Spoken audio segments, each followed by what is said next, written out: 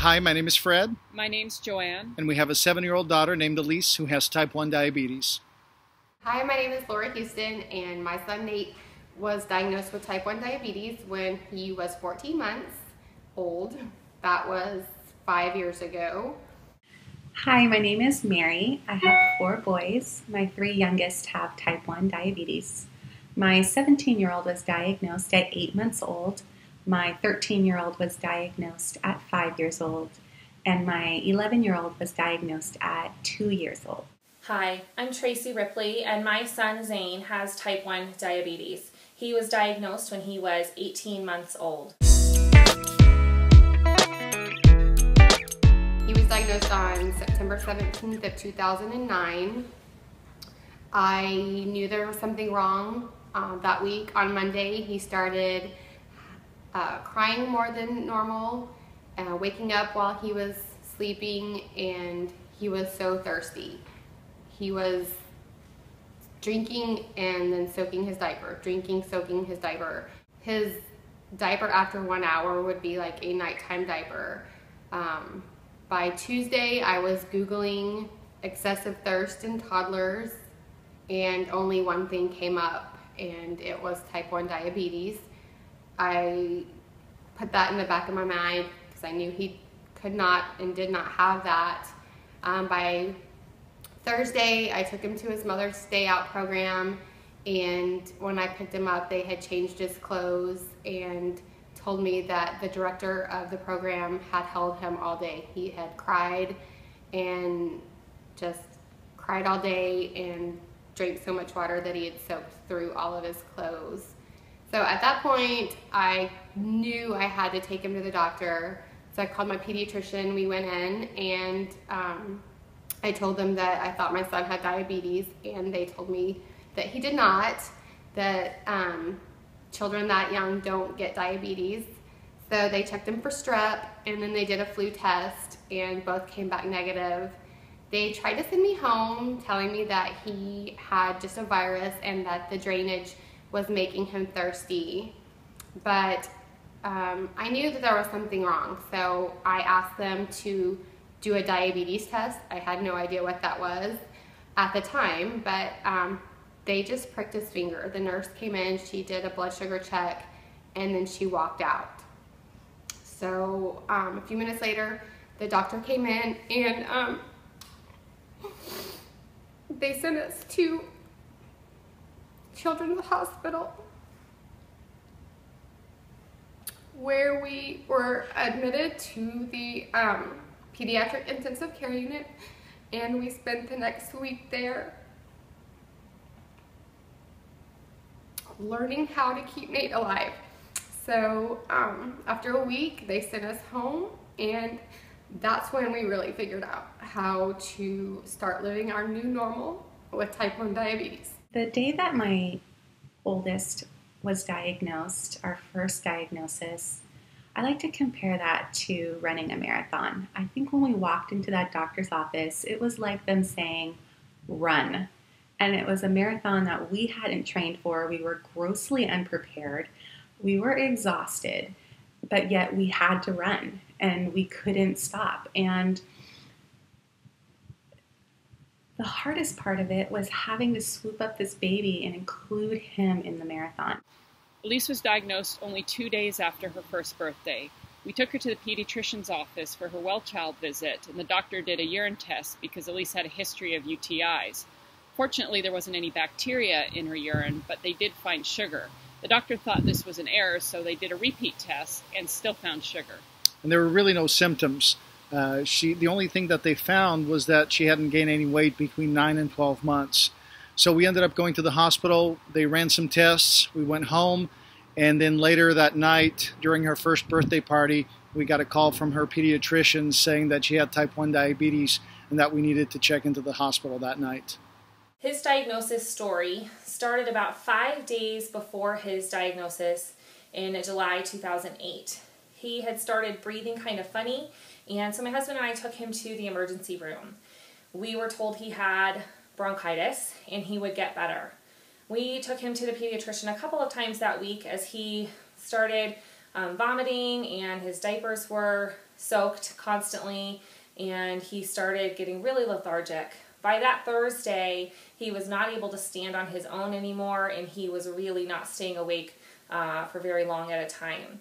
We took him to the children's hospital rather than a general hospital, a regular hospital, and at the children's hospital, he was finally correctly diagnosed with type 1 diabetes. His blood sugar was around 500, and we were admitted to the PICU for a couple of days and then a regular room for a couple more days. We were in for about a total of 5 days.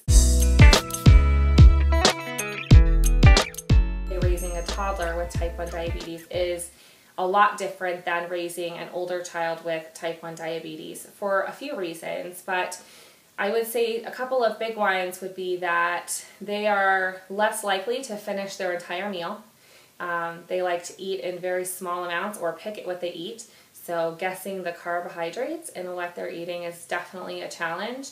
And the very small amounts of insulin, drawing those up in a syringe, was very difficult. And I would say that's definitely something that was very challenging with having a toddler, as well as just him not understanding what was happening, what we're doing, why we're doing it, knowing that we're doing what we had to do to keep him alive. Poking his finger and giving him shots was definitely something that was very challenging having a toddler. I think people need to know that raising a baby with type 1 diabetes can be very different. Take carbs and treating lows, for example. If you follow the old rule of 15 grams of carbs, wait 15 minutes, and give another 15 grams of carbs, you'll soon find out that it has very different results on a 12-month-old baby. And when we brought Elise home from the hospital, we followed the instructions to the letter and soon found out that 15 grams of carbs would shoot her up into the 300s and 400s. So obviously that didn't work. What we had to do is find out our own way and find out what did work, which were smaller increments of carbs to bring her back up into a normal range. What I want people to know most about raising a young child with diabetes is that you will get tons of unsolicited advice from people that may or may not be living with diabetes. You are going to have to take all of their advice with a grain of salt and find what works for you and your family. Do not listen to people giving you advice that do not know what they're talking about. Type 1 is not one size fits all. What works one day may not work the next day and probably won't work the next day. You just have to find what works for you, for your child, and for your family. What's the most difficult thing about raising a baby with type 1 diabetes? I mean, what's not difficult about it? Your diaper bag not only carries diapers and wipes now, but meters and lancets and test strips and stuff to treat lows. There's always the fun task of wrestling an angry baby, trying to give them a shot.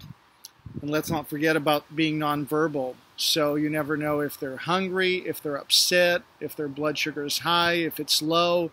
It's really a guessing game. What I did for many years was try to take all the pressure off of him and do all the work. And I thought, by doing all the work, I'm the one being affected and not him. And so I would stay up all night because you had to. He was a baby, and I would try to decipher what he was trying to tell me, which is honestly the hardest thing about having a baby with type 1 is he couldn't tell me that he was hungry. He couldn't tell me that he was thirsty. He couldn't tell me that he felt awful. All he could do was cry. And all babies cry. So is he crying for normal baby things, or was he crying because he felt terrible? You just never knew. The most difficult part for us, I would say, of raising a toddler with type 1 diabetes was the food. I would say trying to carb count the bits and pieces of food that he would eat was very challenging because, as most toddlers are, they are, for one, very picky and they don't like a lot of foods. But they also pick at what they eat, and they don't necessarily eat the whole meal like most older children do. Now that Zane is older, he definitely eats more consistently, and it makes it a lot easier to count the carbs. The most difficult part of raising a small child with diabetes for us, or for me, was that Nate didn't understand why I was giving him shots. He didn't understand why I was pricking his finger. I would have to hold him down and inject his insulin while he was screaming and kicking and crying. And when he was 14 months, I couldn't explain to him that he needed this to live or that this would keep him healthy. Another difficult thing about raising a baby with diabetes is that I felt like we could never find the middle. He was either high or low. He was never just perfect. I was seeing other people talk about the good numbers that they were experiencing. We could not find those. It took us a long time to get his numbers straightened out and figure out how much insulin he needed for his daily activities, for trying to feed a toddler and give him insulin based on what I think he may eat or what he may not eat or what he may throw on the floor. You just never know when they're that young what they're actually going to eat. If I could give any words of comfort to a family who just had a baby being diagnosed, it would be this: your best is good enough. It's okay that their numbers aren't perfect. Perfect numbers don't make good health. When it comes to diabetes, it's the work you put in. And I know that you're doing your best. I know you're putting in your work, and it's enough. The best advice that I can give to a parent of a newly diagnosed small child is to find help. Ask for help. I tried to do it all on my own. I tried to do it by myself, and I quickly became very overwhelmed. I finally met another mom who had another small child with type 1, and she introduced me to the diabetes online community, which saved my life. I met so many wonderful moms that were willing to help and talk to me about what worked for their children, and just gave me the support that other people couldn't give me because they didn't understand what it was like to have a baby with type 1 diabetes. I would say for a newly diagnosed family to just take it one day at a time, sometimes 1 hour at a time, one blood sugar check at a time, because it is so hard having a toddler with diabetes, and it can change by the minute. The tantrums, the food that may or may not be eaten, insulin that may be given, and then they choose not to eat. It's definitely something that needs to be taken one blood sugar check at a time, one meal at a time, sometimes 1 minute at a time. Definitely, breathe and just know that you're not alone. You can do this. We've been there. I've been there. My son is almost 8 years old now, and we've made it past the hard years of toddlerhood, and you can too. You can do this.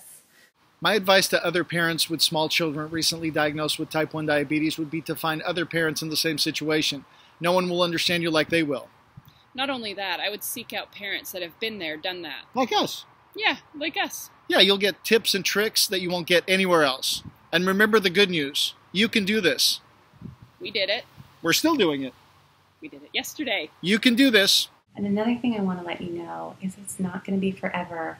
Your kids are going to be able to take the helm. Your kids are going to be able to grow up and lead amazing lives. They're going to be able to move out of the house and survive the night without you checking their blood sugars. It's going to be okay. I think that's why I love this program so much, the You Can Do This project, because there's no more truer and more powerful words than you can do this. I know you can. I've done it.